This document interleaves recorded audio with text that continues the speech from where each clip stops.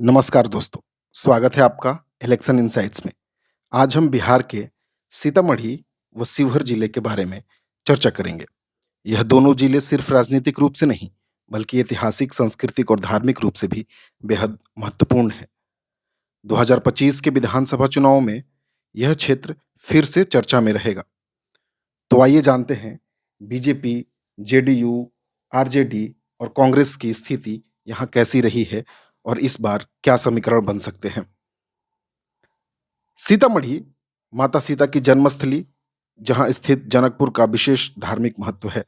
शिवहर स्वतंत्रता संग्राम से लेकर बिहार की राजनीति तक यह जिला हमेशा सक्रिय रहा है। सीतामढ़ी व शिवहर जिला तिरहुत डिवीजन में आता है। यहाँ पर मुख्यतः दो लोकसभा हैं, शिवहर लोकसभा व सीतामढ़ी लोकसभा। शिवहर लोकसभा में शिवहर डिस्ट्रिक्ट के शिवहर विधानसभा आता है। वहीं शिवहर लोकसभा में सीतामढ़ी के रीगा और बेलसंड विधानसभा क्षेत्र आते हैं। व सीतामढ़ी लोकसभा में सीतामढ़ी जिले के परिहार, सुरसांड, बाजापट्टी, सीतामढ़ी, रूनी सैयदपुर और बथनाहा आता है। अगर हम रिसेंट इलेक्शन लोकसभा 2024 को देखें तो यहाँ पर सीतामढ़ी लोकसभा से जेडीयू के देवेश चंद्र ठाकुर ने 5,14,940 वोट पाया था। वहीं अर्जुन राय आरजेडी के 4,63,107 वोट पाए थे। वहीं शिवहर से जेडीयू के लवली आनंद ने 4,76,612 वोट पाकर आरजेडी के रितु जायसवाल को कड़े मुकाबले में हराया था। वहीं रितु जायसवाल ने 4,47,469 वोट पाया था। एनडीए को यहां बढ़त मिली, लेकिन राजद का भी मजबूत जनाधार बना हुआ है। अगर हम करेंट सिचुएशन देखें तो शिवहर से आरजेडी के चेतन आनंद यहां से विधायक हैं, रीगा से बीजेपी के मोतीलाल प्रसाद, बथनाहा से बीजेपी के अनिल कुमार, परिहार से बीजेपी की श्रीमती गायत्री देवी, सुरसांड से जेडीयू के दिलीप राय, बाजापट्टी से आरजेडी के मुकेश कुमार यादव, सीतामढ़ी से बीजेपी के मिथिलेश कुमार, रूनी सैयदपुर से जेडीयू के पंकज कुमार मिश्रा, बेलसांड से आरजेडी के संजय कुमार गुप्ता ने 2020 के चुनाव में जीत हासिल की थी। अगर हम यहाँ के चुनावी इतिहास पर एक नजर डालें तो पिछले 3 चुनावों को देखें, तब यहाँ पर शिवहर से मोहम्मद शरीफुद्दीन लगातार जेडीयू से 2 बार के विधायक थे। वहीं 2020 में यहां से आरजेडी के चेतन आनंद ने जीत हासिल की। रीगा से मोतीलाल प्रसाद ने 2020 में फिर से जीत हासिल की।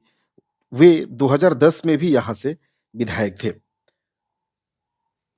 बथनाहा विधानसभा सीट पर दिनकर राम जी के निधन के बाद यहां से बीजेपी के ही अनिल कुमार अभी विधायक हैं।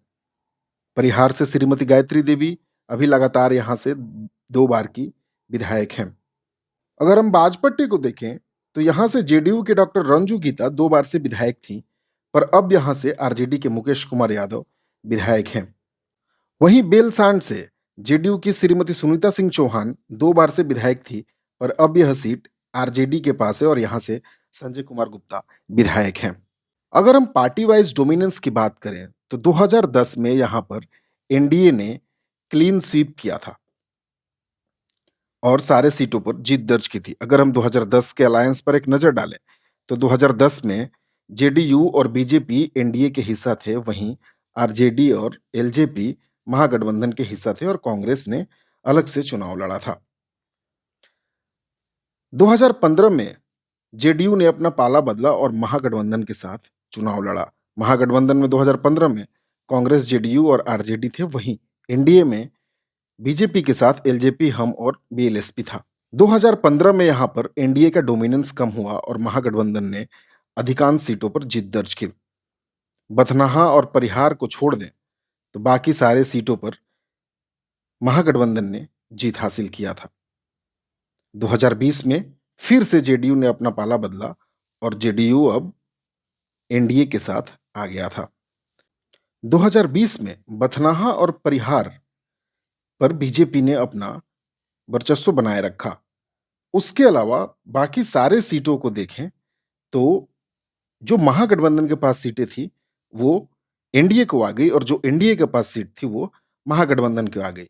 इन 3 चुनावों में सारे सीटों पर कांग्रेस ने मात्र एक बार 2015 में रीगा से विधानसभा चुनाव जीत दर्ज किया था। अगर हम फिलहाल का अलायंस को देखें तो एनडीए में जेडीयू, बीजेपी, हम, एलजेपी, आरएलजेपी, आरएलएम है। वहीं महागठबंधन में आरजेडी, कांग्रेस, लेफ्ट की सारी पार्टियां और वीआईपी पार्टी हैं। अगर अभी के हिसाब से और 2020 के चुनाव के हिसाब से देखें, तो यहां से एनडीए को बढ़त हासिल है। आपके अनुसार 2025 में सीतामढ़ी एंड शिवहर जिले के सबसे मजबूत पार्टी कौन होगी? कमेंट में अपनी राय जरूर दें।